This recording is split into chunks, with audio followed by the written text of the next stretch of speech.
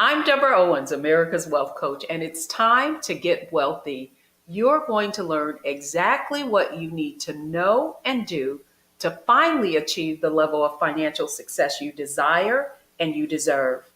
Women of color were responsible for 89% of businesses that were launched in 2019, but many of them will not even achieve six figures in revenue. So, what do they need to do? Well, we need to do to finally get beyond that seven figure mark. Well, joining us today is someone who's going to share exactly that. But here's what they don't want you to know about women of color starting businesses. The first thing is it's the fastest growing demographic. And secondly, only 2% of women owned businesses even achieve seven figures. And then finally, 90% of those businesses don't reach six figures. And that's why I'm excited to have our next guest on. She's Betty Hines. She's founder and CEO of Women Elevating Women. She's a business strategist and has a platform designed to make sure that women of color get access to resources and capital. And that's why I want to welcome Betty Hines on Get Wealthy today. Thanks for joining us, Betty.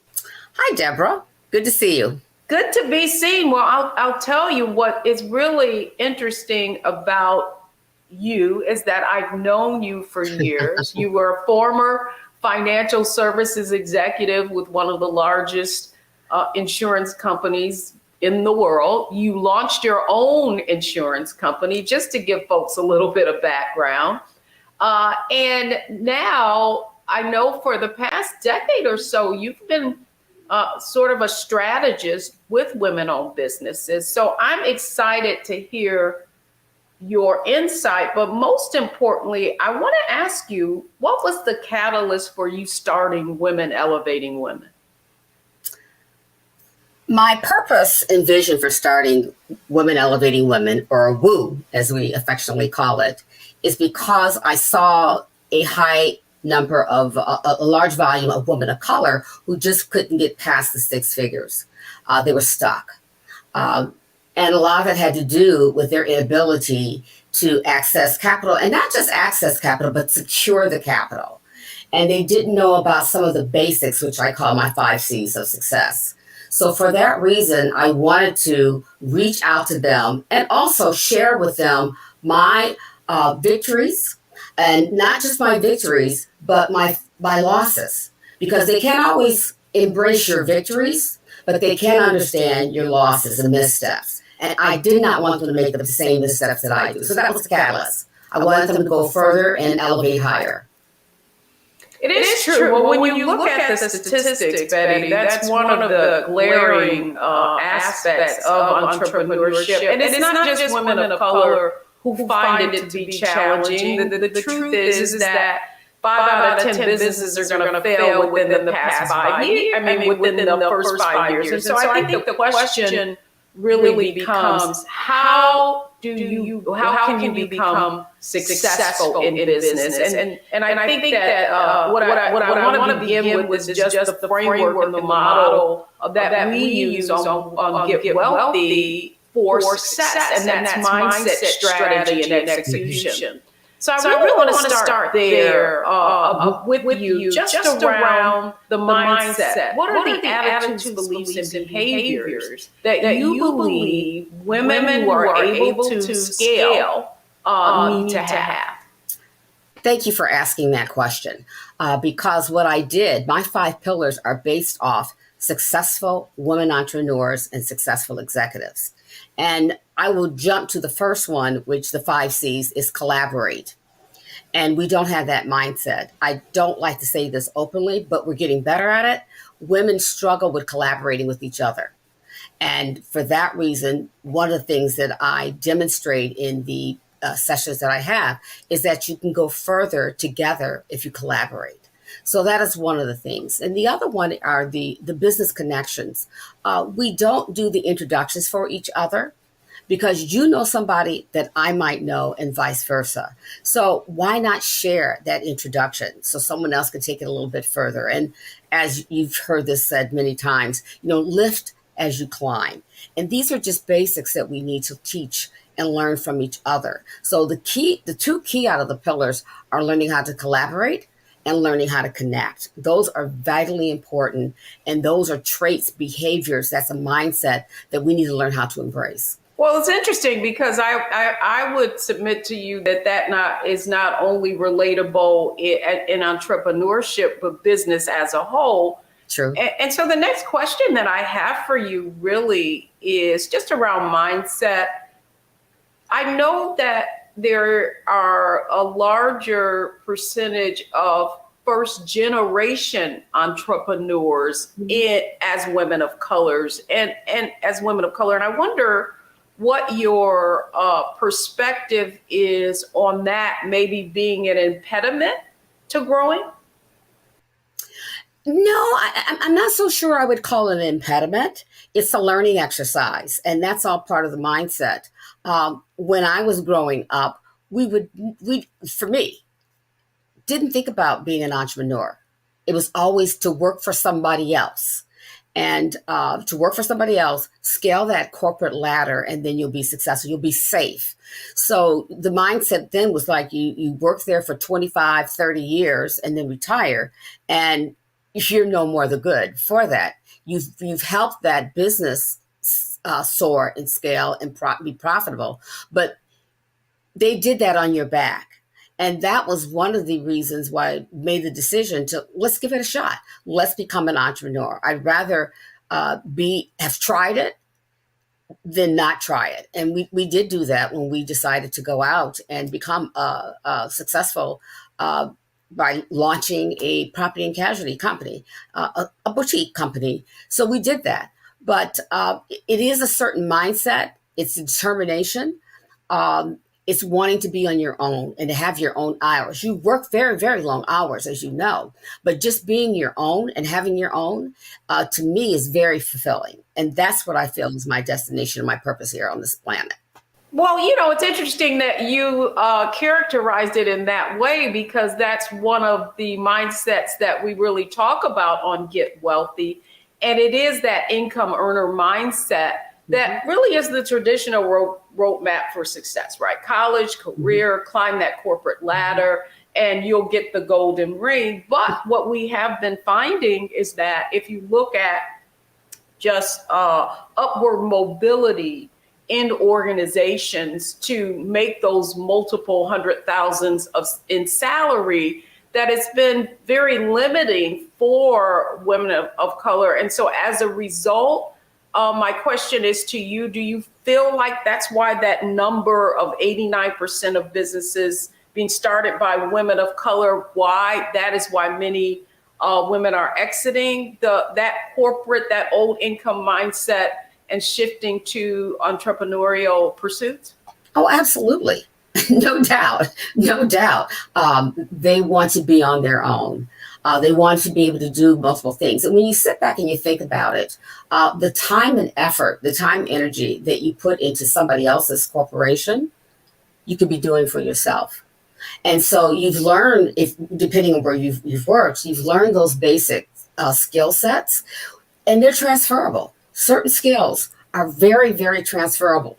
And I'm proud and happy that we're recognizing that and taking those skills, transferring it into our own, and then making it for our own, modeling it to something that we can work with. Yeah, so I want to push back on you on that. And what I would say is that if I look at my own trajectory, and you've known me for years, I've been in and out of entrepreneurship in terms of organizations. And I found it so tough for many years to get past those six figures, because I do feel like one of the things when we go into entrepreneurship that we may diminish is the fact that we have this corporate business model of support around us, and it can be difficult understanding how to create that in a budding business, a new business, particularly when you don't have access to capital to be able to buy those kinds of services and hire people, right? Right. To have them around you supporting you. You're right.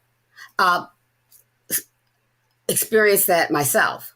There's a comfort level when you're in corporate America. One of the, if you could, a do-over is that when we go into entrepreneurship, people of color, that not all, I won't label everybody, that we think about using our own money. We try to borrow from auntie, uncle, kids, what have you. Whereas that's not, those aren't lessons, at least I wasn't taught from my parents. Use other people's money. I mean, you hear that phrase a lot, and it's not just using their money, but we need to be taught how do you get access and secure that money.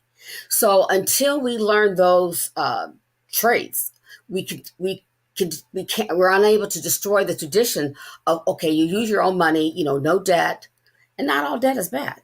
So that is a change in our thinking, and it has to be that we encourage the other entrepreneurs of color to do likewise. That is why I think it's important that they have models. And there's a saying by the 100 Black Men, and I'll probably slaughter it, but they say, if you see it, you can believe it. I frequently bring other successful women of color into and tell your story. What was your journey?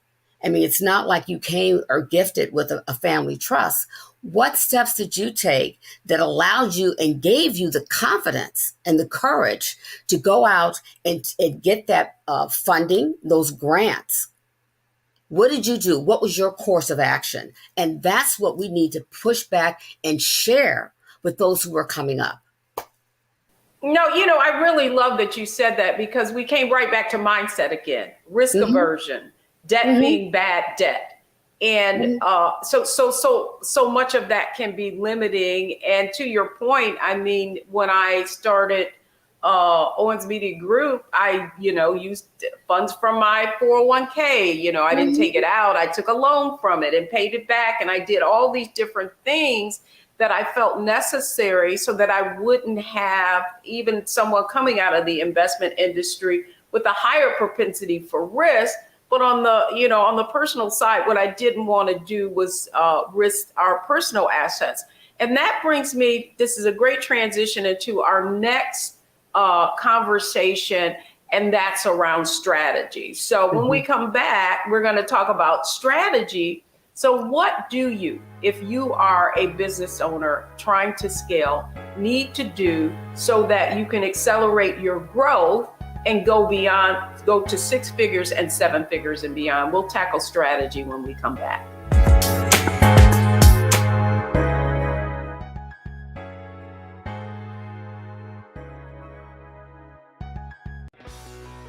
Let's be honest, as successful women, we're crushing it. Maxed out 401k and Roth IRA? Check. Aggressive savings and investments? Check. Yet, the freedom our success was supposed to buy can leave us stuck on the 6-figure hamster wheel, watching retirement slip further down the road. There's another way. Get coaching courses and community at wealthyu.com.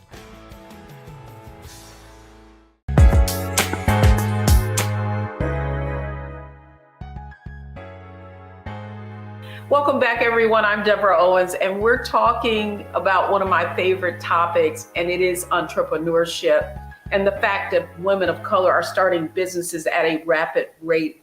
Joining me today is Betty Hines. She's a business strategist and also founder of Women Elevating Women, WOO, as they so fondly call it. Betty, I really admire the fact that you saw a problem. And this challenge really is with women of color not accelerating their financial growth. And in your business, you have a platform that provides resources. And so I really want to get into strategy and talk about your specific framework that you alluded to, prior to this, that is kind of that framework for how women of color can succeed as entrepreneurs. I share this with the women that I work with all the time, and that's we need to learn how to get out of our zip code. We so traditionally want to stay within our own little circle. We want to stay within our own little county and within our own state. You've got to spread your wings. I think that, and that's what I do with my platform. That's why it's virtual. You got to go north, south, west, east, and out of the country to get and gain knowledge from other resources. But that said, I am a huge proponent and I advocate peer advisory groups, and for a number of reasons. Get groups together so you can share your experiences with each other. Women learn best experientially and learning from other women and what they do and what they've done and how they got it done. So we shouldn't shy away from that. And not all peer groups are the same. But I encourage people getting with a peer advisory group. As they say, you can go faster alone, but you go faster together. It's great to be able to be in a peer advisory group. Bring your pressing issue to them if you have one, because you don't have a corner on that market. Some other business person has experienced what you have experienced.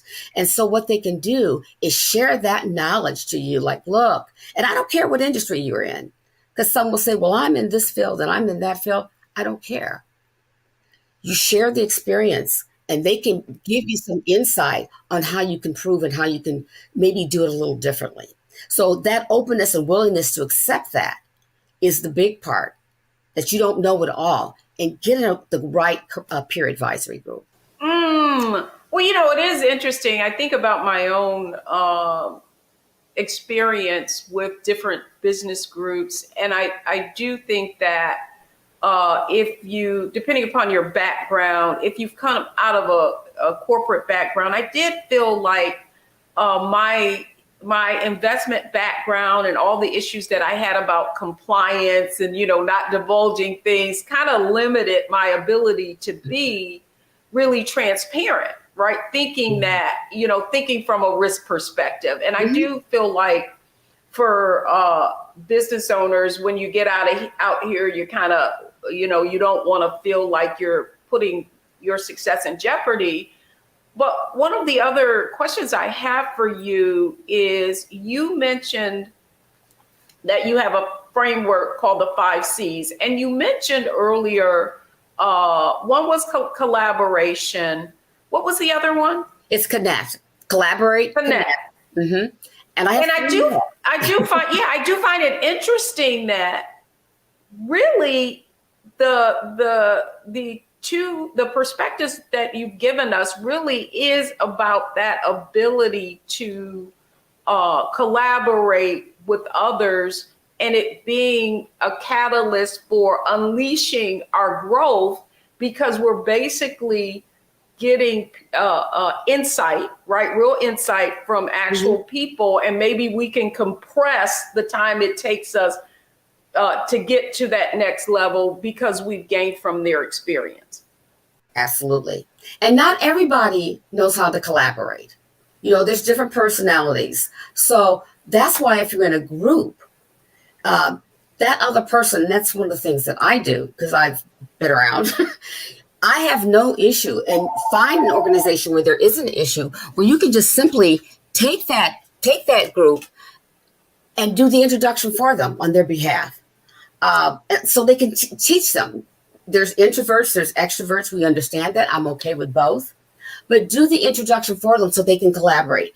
What my strategy is to bring two women together or organizations together and say, have you given some thought about collaborating based off the different skill sets and the attributes that are in each one of their businesses? Because people don't think like that. They always think of themselves as the Lone Ranger.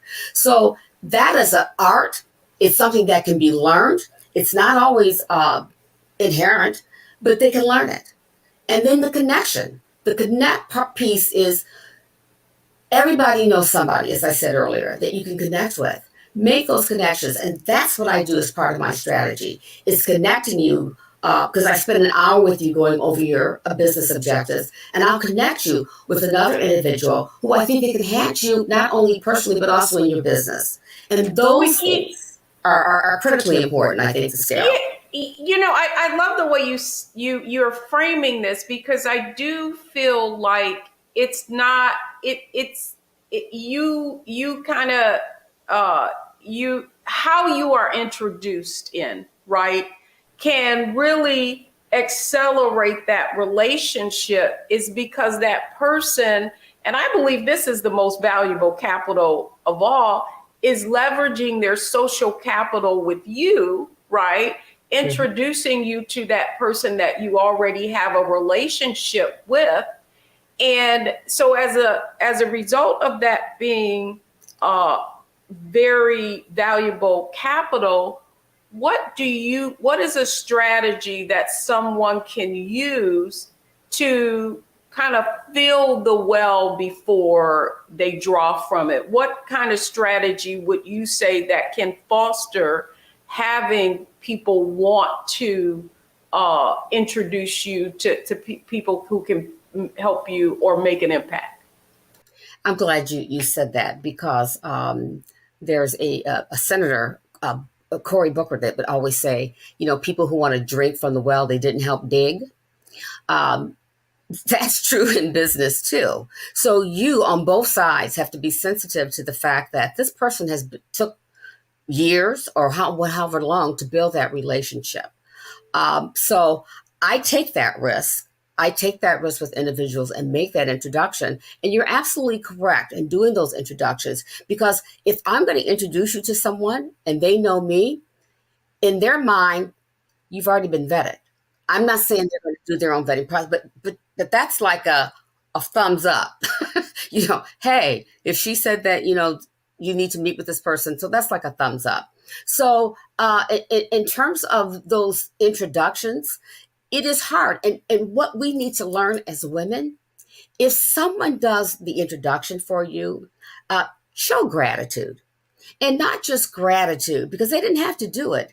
Then don't just take that relationship and run. Take the time to see, what can I do? And I don't want to always say reciprocity, but what can I do to support their efforts so they can continue to do it and go forward? Because it can be draining when you're constantly giving, and people are sucking all the information from you. You need to be fueled as well. So that is something else that I share with the women that I work with. There's a balancing act there. You can't just always take. You have to give as well. And that was the point that I wanted to make, because I do feel like I know people who are very generous, and I know you are one of them, Betty, someone who is willing to share their network with others. And I do feel like what can happen with many women is they feel like they're giving, and they're not getting anything in return. And that in itself can be an impediment, Yes. right, to wanting to do what you should do, but feel like, you're being taken advantage of. One of the other strategies that I want to make sure we touch on in this segment, that is that what you mentioned in the beginning, and that is access to capital. What advice would you give women entrepreneurs about finding asset to capital that is, how do I want to put this from my investment side, that is not onerous, right? And that is good terms. Right. Well, to me, it's a coined phrase right now. Access to capital, access to capital. One of the conversations that I have with my group is, do you know what you're trying to access? I mean, you need to know, what are you trying to access? Because it's like a new term that we are using. Do you want the VC money? Do you want the angel investor? So I make sure when we sit down, access is very key, but you need to know what you want to access. You need to understand the terms, because access is one thing, but you got to pay it back. The investors want a return. So it could be you just want to go to small business, get a small business loan, to go to your bank. So there needs to be the understanding. But having talked about the access, because we've talked about access, everybody, I shouldn't say everybody, but there's a lot of corporations, banks, who have you, in corporations jumping on access to capital, access to capital. It's out there, but securing it, to me, has been the stopgate for a lot of people. And I'm working through that right now. I know it's out there, but how do I get it? I mean, got everything in line, paper in order. When you gonna give it to me? How do you secure that? That's exactly right, and I feel like that's why that's the frustration that people feel, and so this is a great time. We're gonna transition to our execution, and that is the point that you were making. It's one thing to want access to capital, but what are the steps that I need to go about to make sure that I'm able to secure it? So when we come back, we talked about mindset, we talked about strategy, and the third part of our success framework is execution, and that's what we're going to talk about next. So don't go anywhere. We'll be right back.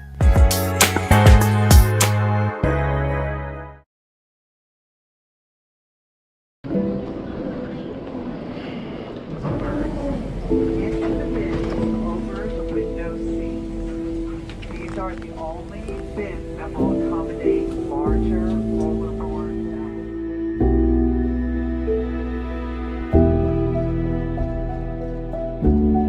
They put 10 in here? 10, and you don't come out till you die. And you eat him, you hoop him. Oh my God.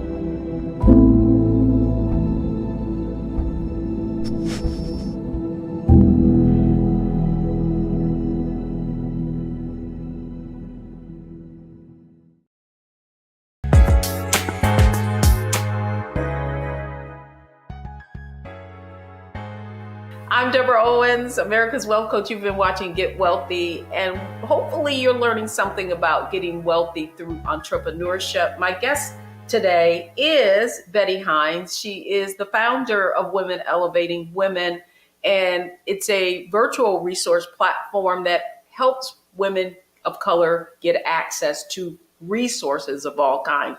So Betty, welcome back, because I think it's so important.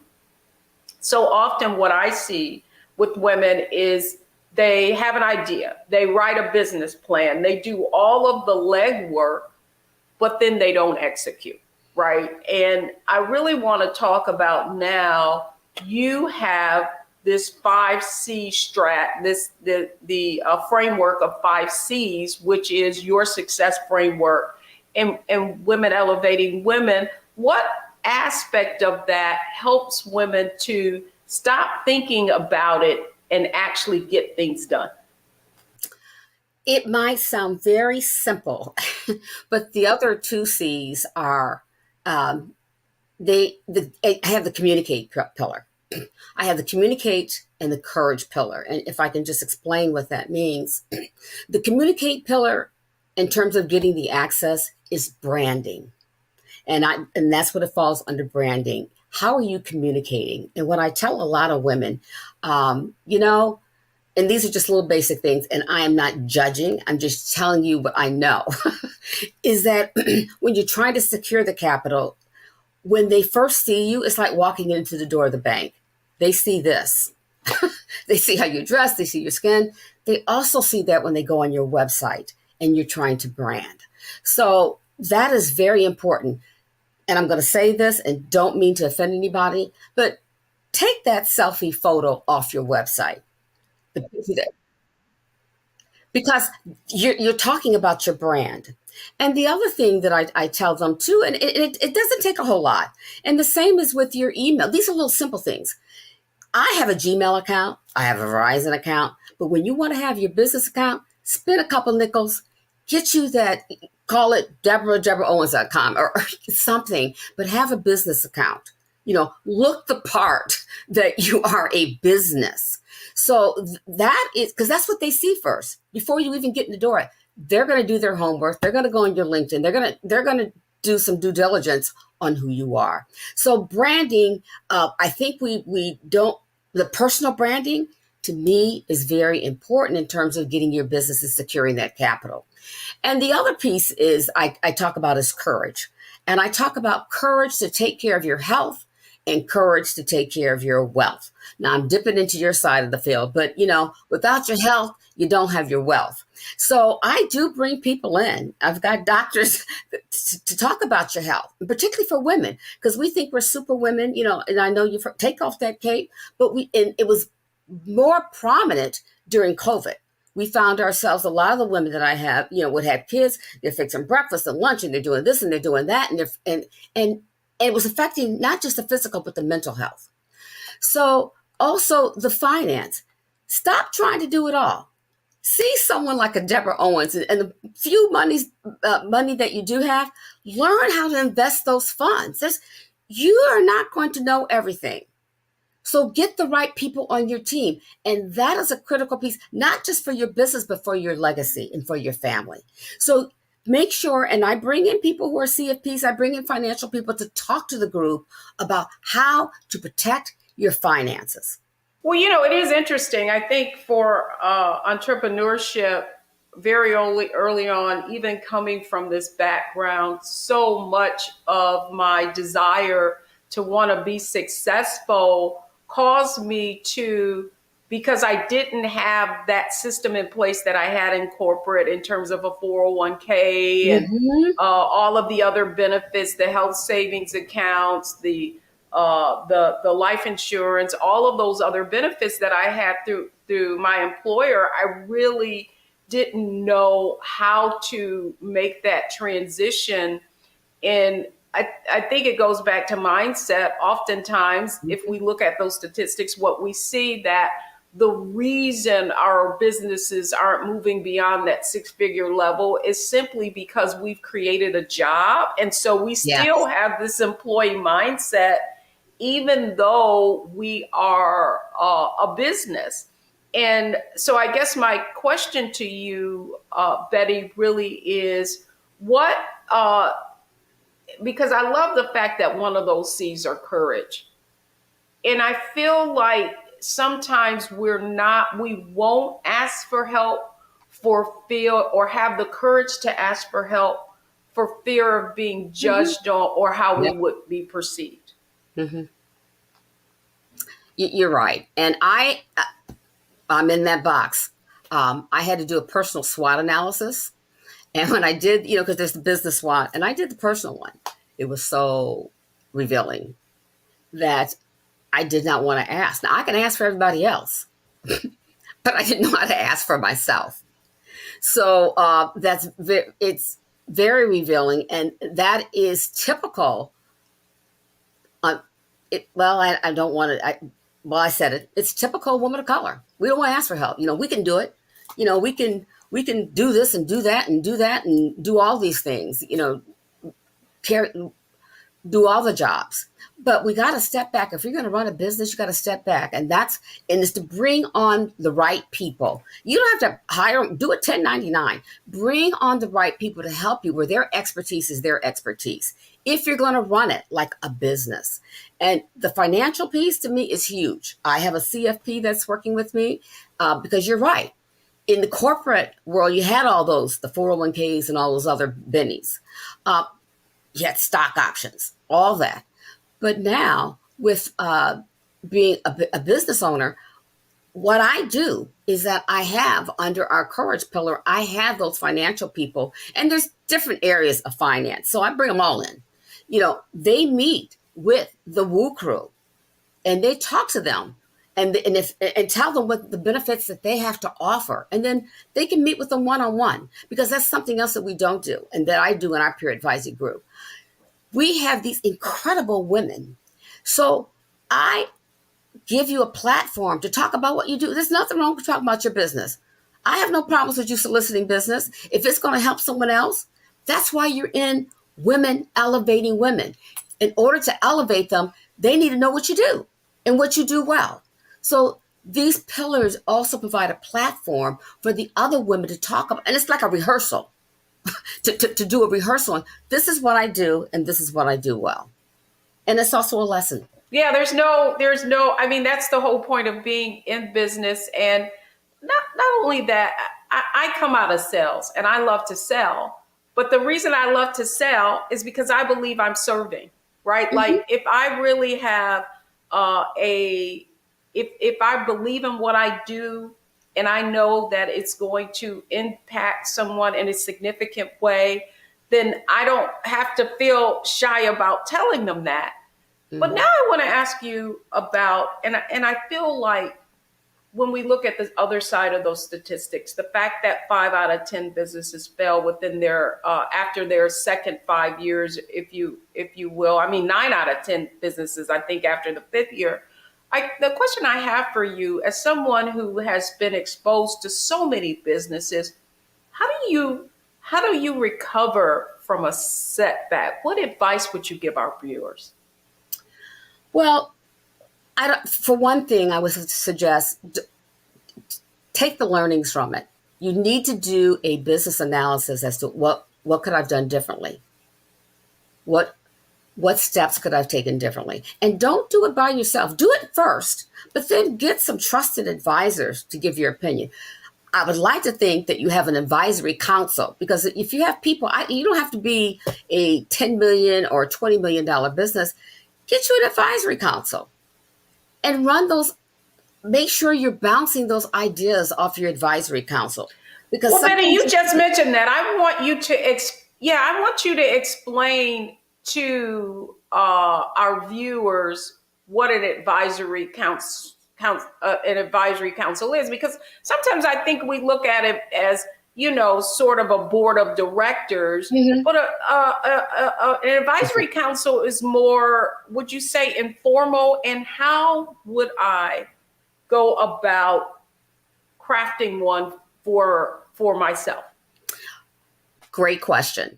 I have an advisory council. One of the first things I did is look at my own competencies, and I did like a grid. What are my strengths, and then things list the competencies that I need assistance with that I'm not strong in. Marketing and the social media and all that. And that's who you recruit, and you let them know up front, like, I need your support, not help. I need your support. I need your support in being on my advisory council to help me, to assist me in taking this to the next level. If you look at my website, take a look at the advisors that I have to the CEO. And we're going to be reposting my advisory council. But the advisors to the CEO, these women, 4 of them, are 50 fastest women-owned led business. You will find that women, and this is women, they want to help, but people have that fear. They don't have the courage to ask them for their support. Ask them. So they say no. And you're in sales. You know what a no means. That's just an opportunity to go ask again. So you ask them. Or it's not now. It's right? not now, right. So ask those people. Not. Yeah, ask those people to come on. That's what I did.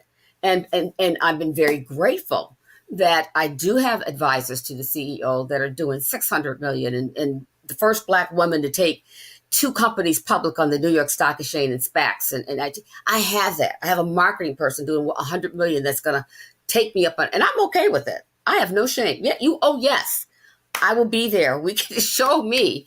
But the council, you really need to get people, be honest with you first about, I'm not really good at that.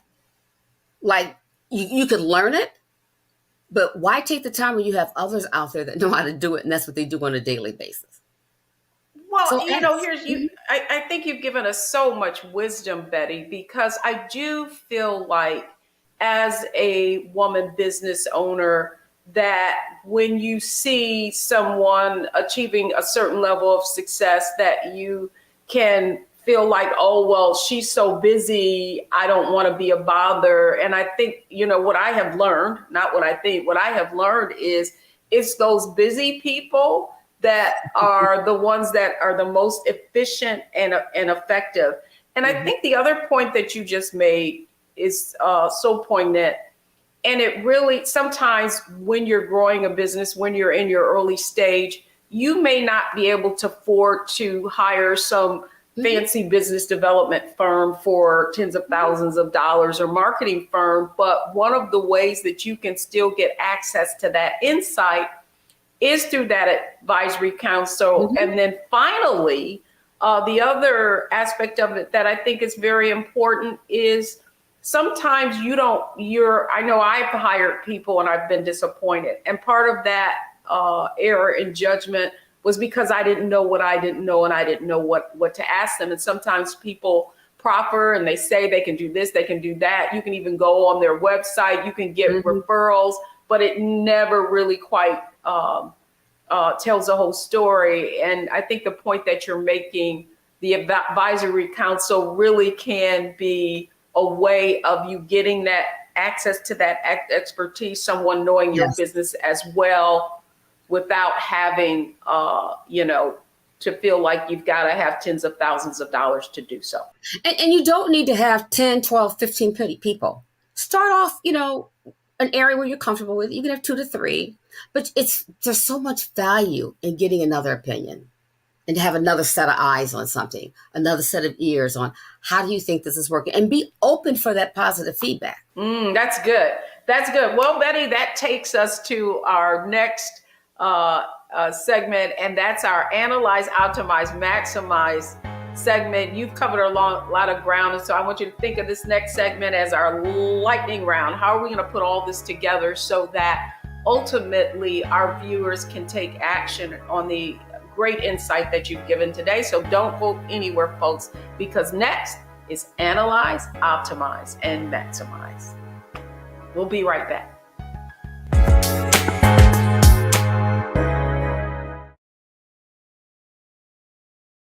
Black Star Network is here. Oh, no punch! I'm real revolutionary right now. Thank you for being the voice of Black America. All momentum we have now, we have to keep this going. The video looks phenomenal. See, there's a difference between Black Star Network and Black-owned media and something like CNN. You can't be Black-owned media and be scared. It's time to be smart. Bring your eyeballs home. You dig?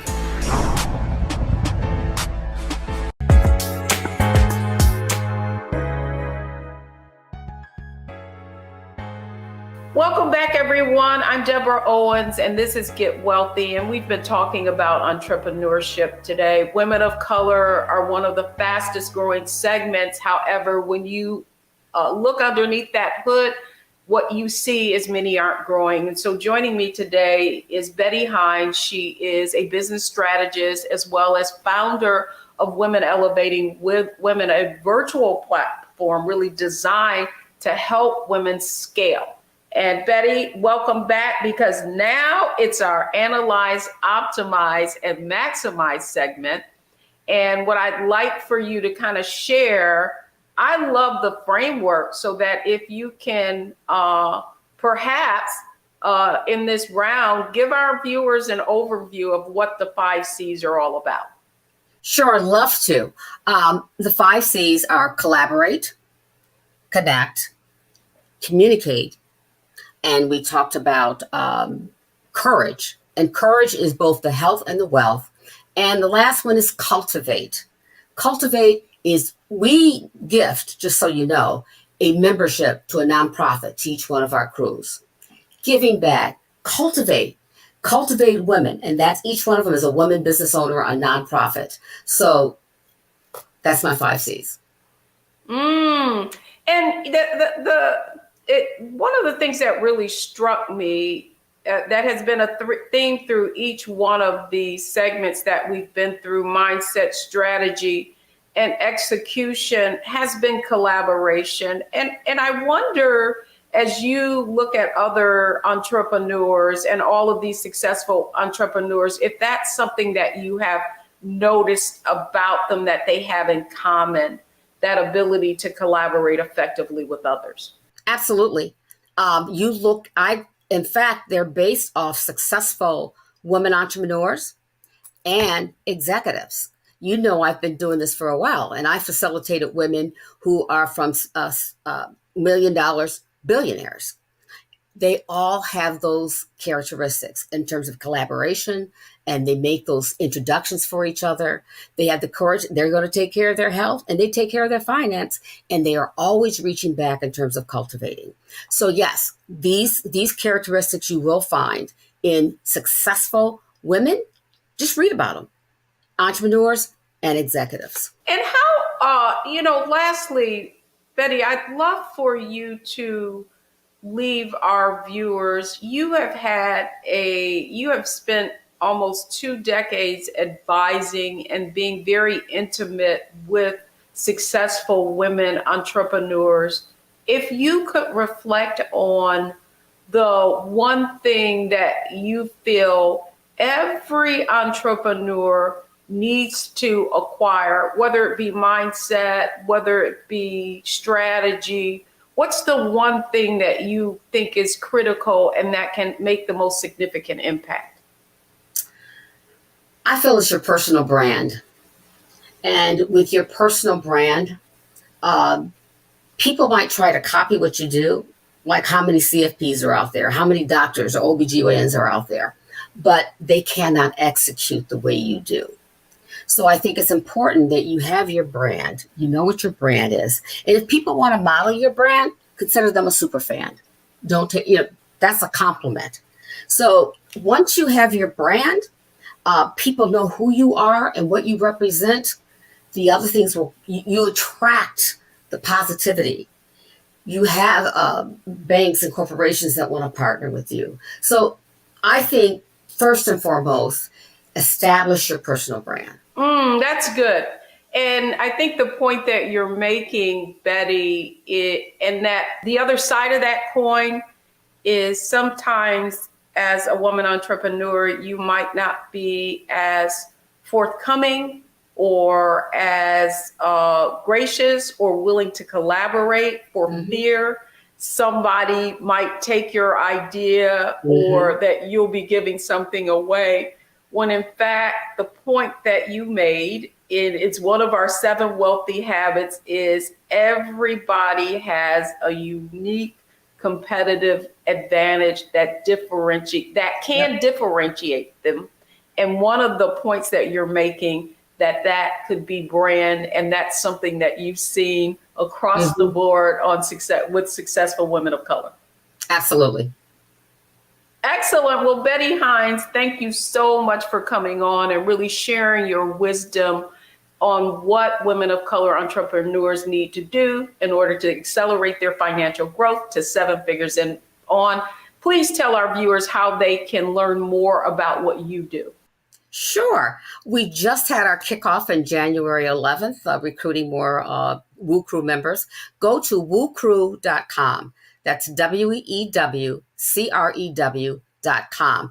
And you will enjoy hearing from successful women and testimonies. And then there's information on how you can become involved. Join us. That's awesome. Okay, well, folks, thanks for joining us on Get Wealthy. But before we go, here are the 3 takeaways from today's show.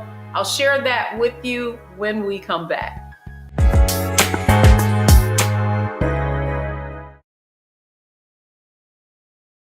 When you talk about blackness and what happens in black culture, we're about covering these things that matter to us, speaking to our issues and concerns. This is a genuine people-powered movement. There's a lot of stuff that we're not getting. You get it, and you spread the word. We wish to plead our own cause.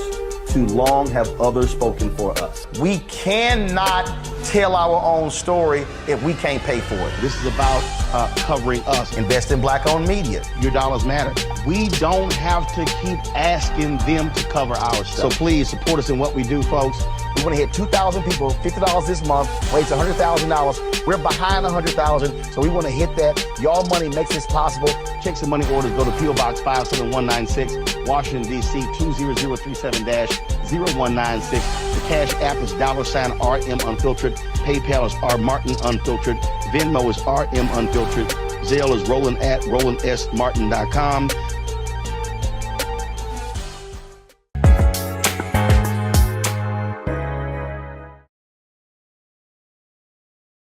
Welcome back back, everyone. I'm Deborah Owens, America's Wealth Coach, and you've been watching Get Wealthy. And today we were talking about women of color and entrepreneurship. Here are the 3 takeaways from today's show. Number 1, proximity dictates performance. And getting in a room and collaborating with other women, as our guest so aptly put today, is one of the keys to success in your scaling. Secondly, position yourself to prosper with others. And that really means, in the way Betty described it, that personal brand is very, very important because you're going to attract like-minded people. And last but not least, and she could not have said this more aptly, and the fact is no one accomplishes anything of significance on their own. That's going to do it for me this week on Get Wealthy. Thanks so much for watching, only on Black Star Network.